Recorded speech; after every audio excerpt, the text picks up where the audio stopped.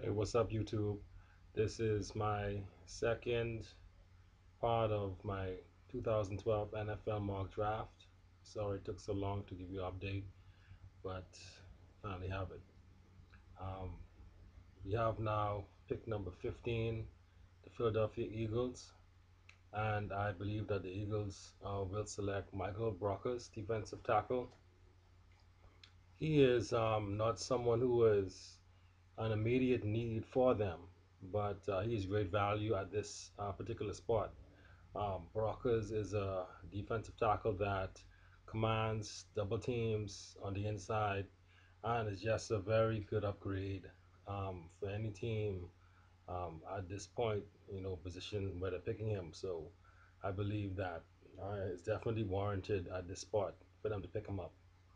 Number 16, we have the New York Jets, and they will be selecting outside linebacker defensive end Melvin Ingram.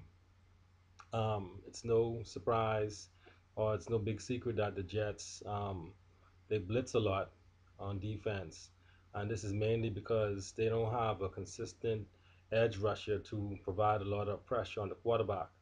And with a guy like Ingram, um, you have someone who can come in right away and be a dominant presence, and hopefully for the Jets, they can have some of those other defensive plays to drop back into coverage now and help shore up that secondary. So he definitely will be someone who will wreak a lot of havoc on the opposing quarterbacks in that position.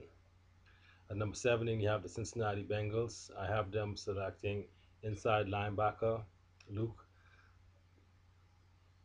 Kutchy, Kutchley. Sorry, I'm messing up his name, but he is someone who has to come in and perhaps is the replacement for Ray Modaluga, who is not a dominant force at that position. Um, he's been playing kind of average, and this Luke Kutchley is someone who will definitely be a starter at that position. So I think he's the man for them there.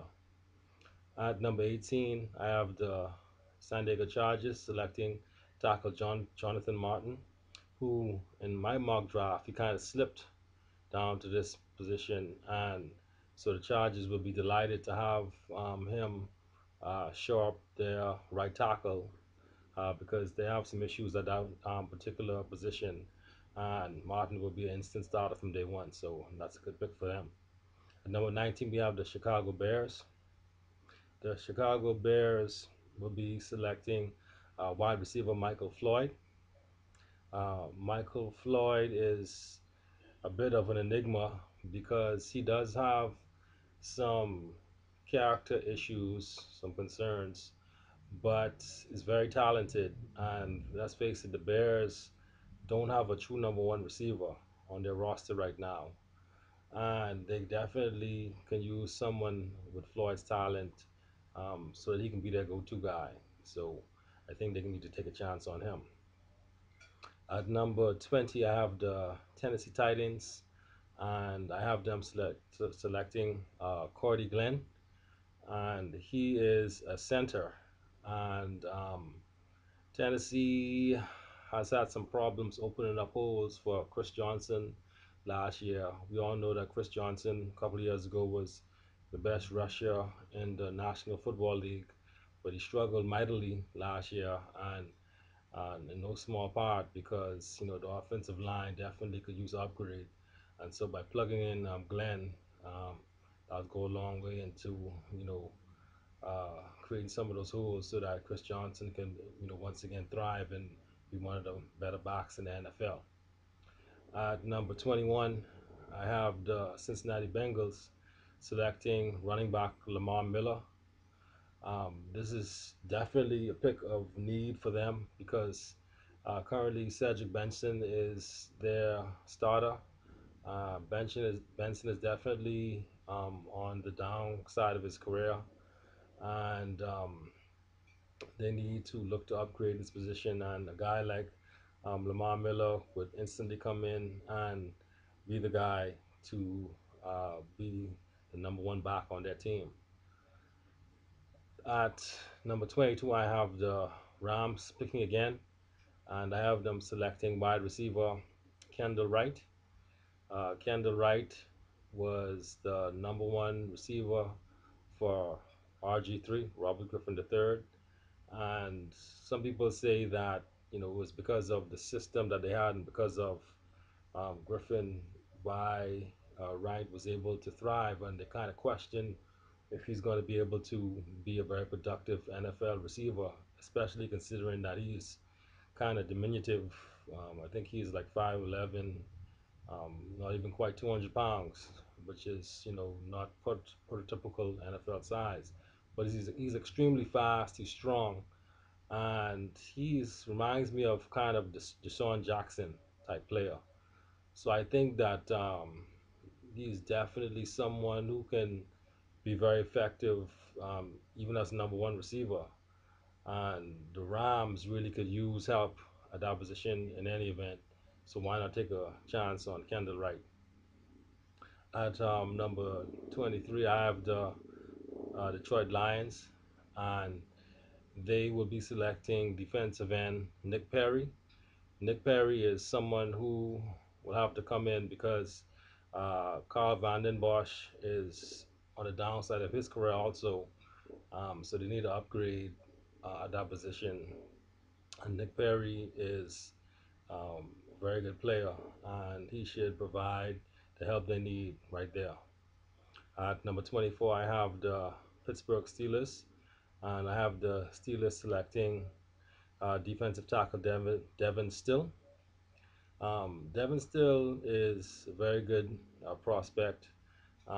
He is someone who could step in and replace Casey Hampton because Casey Hampton has been around for a while. He's a good veteran, but they need to inject some young blood at that position. So I think he's a good value pick there. At number 25, I have the Denver Broncos, and they will be selecting Fletcher Cox, another defensive tackle. They have Broderick Bunkley on the interior, a defensive tackle as well. They run that 4-3. So he would be someone who can um, go on the other side of Bunkley because Bunkley definitely needs some more talent next to him to show up the interior part of that line for the Broncos. At number 26, I have the Houston Texans selecting center Peter Cons, and he is my selection here for them because the current center, who is a pretty good center, Chris Myers, he is actually a free agent, and there's no telling if he'll be signed back with the team. So if that's the case, they're gonna need to fill that position, and a guy like Peter Cons is someone who can be a starter for them from day one. At number 27, I have the New England Patriots. And the Patriots, I have them selecting outside linebacker, defensive end, Whitney Merciless. Definitely, the Patriots need to upgrade on that rush linebacker spot. Um, and this is the kind of guy that can provide them with the kind of pressure to put on quarterbacks. So they'll be thrilled to have a guy like that at that position. At number 28, I have the Packers selecting Andre Branch, defensive end. And the Packers need someone to help set the edge on their defense. And Andre Branch is a very good prospect, and he will work out fine for them there. Number 29, I have the Baltimore Ravens, and they also need a edge rusher, defensive end, outside linebacker. Nick Perry is the man who might step in to replace Jarrett Johnson, who is going to be a free agent this year, and they're going to have to definitely need to an upgraded opposition. So I have him going at that spot. At number 30, I have the San Francisco 49ers selecting wide receiver Mohamed Sanu. The 49ers have three receivers who are going to be free agents this year, and it's a good chance that all of them may not be back. So Sanu is a very good prospect who could come in and fill a position and start from day one. At number 31, the Patriots pick again. I have them picking cornerback Alfonso Denard. Um, Patriots secondary is not very good. They were statistically they were pretty terrible, ranked at the bottom of the league, and so they would need a guy like Alfonso Denard to come in and provide depth and just more talent, basically, because they could use the help. And finally, at number 32, I have the reigning Super Bowl champs, the Giants, and they will be selecting inside linebacker Fontez Burfict.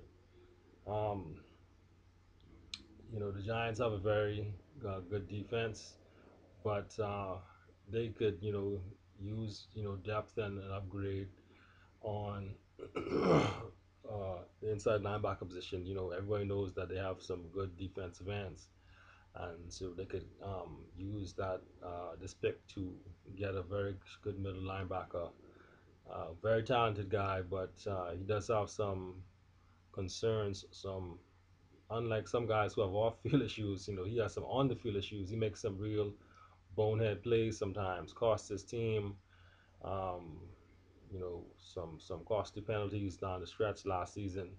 And sometimes some people think he's too overly aggressive, but that's something that good coaching might be able to help him with. So I think that he's definitely worth the pick there. So that's my complete draft. Hope you found it interesting, and if you have any other players or any input as to where you think that some of the players should go, if I left anybody off the draft over the first round, then feel free to comment. Um, I'll probably give an updated draft um, after we get past the combine and leading up to as we get closer to the actual draft. And after free agency, I probably will give a new updated draft. So stay tuned. Peace.